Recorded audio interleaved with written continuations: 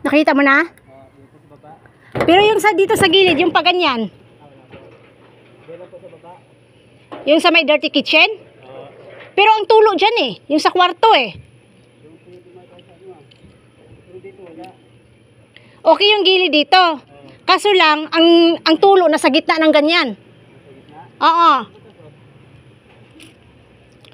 Saan mo tatapalan yon?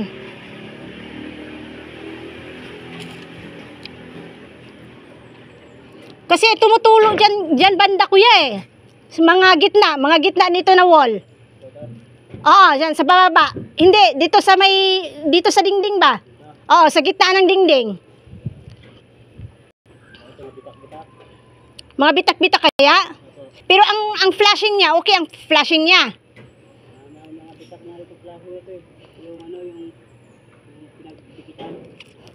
So paano mo lagyan ng sealant doon banda? Kasi dito kuya, itong ganit siya diri, wala siya problema. Ang kanang na ganyan mo ay problemado. Yan ang tingnan mo ng maayos.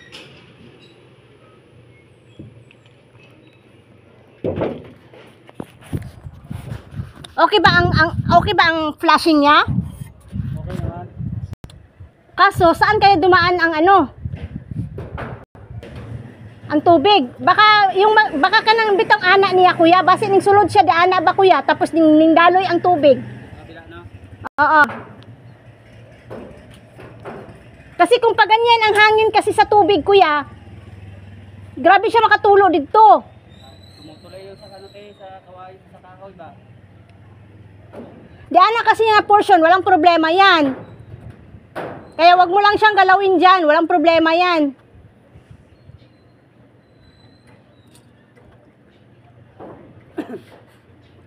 Di ba kuya, pinakita ko sa imo yung sa plangka? Yung sa circuit breaker, nakita mo ba yon? O doon siya banda. Oo. Pumasok ang tubig. Malamang yung ganyan niya, yung flashing niya na ganyan, dito banda kuya, baka pumapasok ang tubig ba? Tumutulay. Paano mo lagyan ng ano na lang siguro kuya, yung sealant, ganyan mo na lang siguro sa gilid lahat. Ay yung yung silicone tapos isilant mo lang siya pag ayaw, no?